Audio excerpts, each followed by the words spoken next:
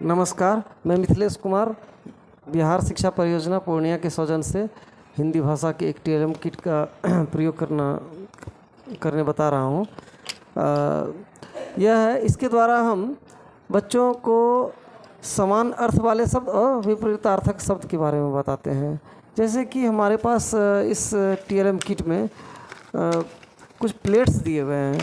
ये प्लेट्स दिए हुए हैं, जैसे कि इस प्लेट्स में कुछ शब्द लिखे हुए हैं, तो इस शब्द के द्वारा हम बच्चों को बताते हैं। जैसे कि हम बच्चों को बताते हैं उल्टा क्या होता है, तो उल्टा के बारे में बताते हैं। उल्टा शब्द कैसे हम जानते हैं, तो जैसे हमारे पास प्लेट्स है, कुछ प्लेट्स को हम सामने में रख देते हैं, 2-4 प्लेट्स को।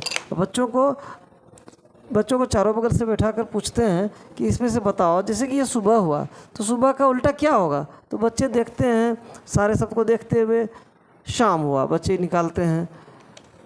तो इस तरह से बच्चों को समझ में आता है सुबह का उल्टा शाम हुआ।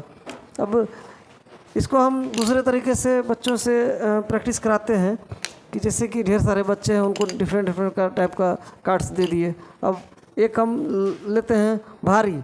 भारी का उल्टा कौन सा है, किसके पास भारी का उल्टा है, तो हल्का वाला उठता है। यदि नहीं उठ पाता है तो हम बताते हैं हल्का किसके पास है, तो खड़ा होता है।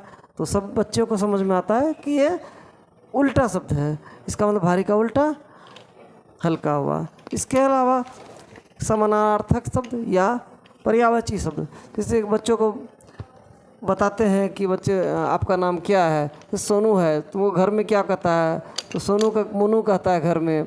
या स्कूल में दूसरा कोई नाम उज्जवल कुमार हुआ, उसका घर का नाम सोनू हुआ, तो क्या हुआ, सोनू को ही उज्जवल कहा, इसका मतलब वही आदमी है, अर्थात उसी को समान अर्थ एक हुआ और उच्चारण या शब्द अलग हुआ, उसी को समानार्थक शब्द कहते हैं। जैसे कि हमारे पास प्लेट्स है, जैसे अश्व, घोड़ा है, तो ये सब है, ये सब चारों प्लेट्स रख देंगे। अब हम बताएंगे ये घोड़ा होता है, घोड़ा का समानार्थ वाला शब्द कौन सा, चुनो इसमें। तो बच्चे यदि चुनते हैं अश्व हो गया, है हो गया।